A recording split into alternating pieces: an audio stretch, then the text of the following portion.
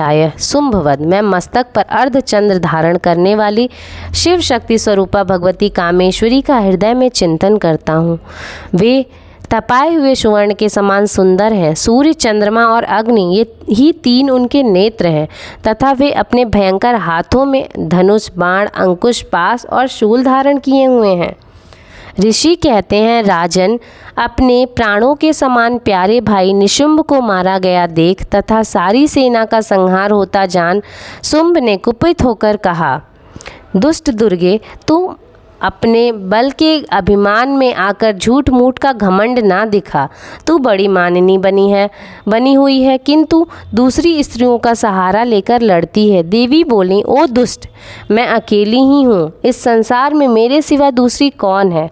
देख, ये मेरी ही विभूतियाँ हैं, अतः मुझ में ही प्रवेश कर रही हैं। तदंतर ब्रह्माणी आदि समस्त देवियाँ अंबिका देवी के शरीर में लीन हो गईं। उस समय केवल अंबिका देवी ही रह गईं। देवी बोली, मैं अपनी ऐश्वर्य शक्ति से अनेक रूपों में यहाँ उपस्थित हुई थी। उन सब रूपों को मैंने समेट लिया है। अब अकेली ही युद्ध में खड़ी हूँ। तुम भी स्थिर हो जाओ। ऋषि कहते हैं, तदंतर देवी और शुंभ दोनों में सब देवताओं तथा दानवों के देखते ही देखते भयंकर युद्ध छिड़ गया। बाणों की वर्षा तथा तीखे शस्त्रों तथा एवं दारुण अस्त्रों के प्रहार के कारण उन दोनों का युद्ध सब लोगों के लिए बड़ा भयानक प्रतीत हुआ।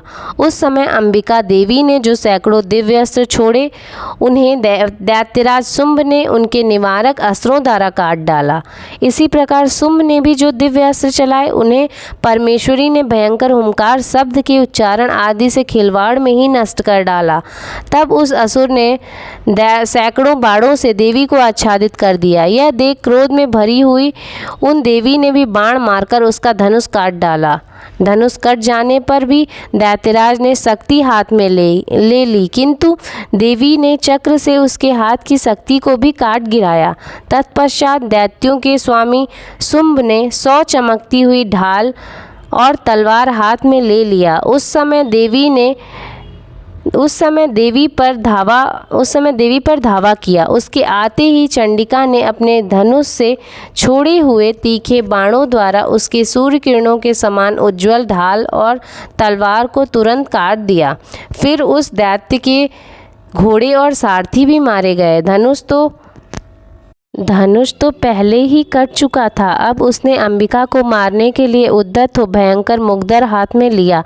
उसे आते देख देवी ने अपने तीक्ष्ण बाणों से उसका मुग्धर भी काट डाला। तिस पर भी वह असुर मुक्का तान कर बड़े वेग से देवी की ओर झपटा। उस दैत्यराज ने देवी की छाती में मुक्का मारा। तब उन देवी ने भी उसकी छाती में एक चाटा जड़ दिया। देवी का थप्पड़ खाकर दैत्यराज शुंभ पृथ्वी पर गिर पड़ा, किंतु पुनः सहसा पूर्वत उठकर खड़ा हो गया। फिर वह उछला और ऊपर ले जाकर आकाश में खड़ा हो गया।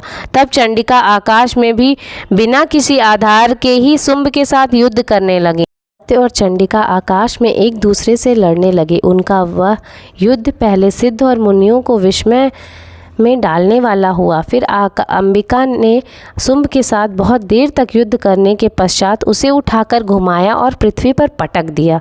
पटके जाने पर पृथ्वी पे आने के बाद वह दुष्टात्मा दैत्य पुनः चंडिका का वध करने के लिए उनकी ओर बड़े वेग से दौड़ा।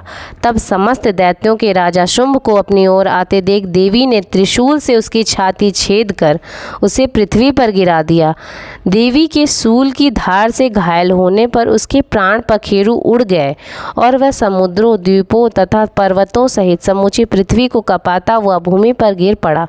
तदंतर उस दुरात्मा के मारे जाने पर संपूर्ण जगत प्रसन्न एवं पूर्ण स्वस्थ हो गया तथा आकाश भी स्वच्छ दिखाई देने लगा। पहले जो उत्पात सूचक मेघ और उल्कापात होते थे, वे सब शांत हो गए। उस दैत्य के मारे जाने पर नदियां भी ठीक मार्ग से बहने लगीं।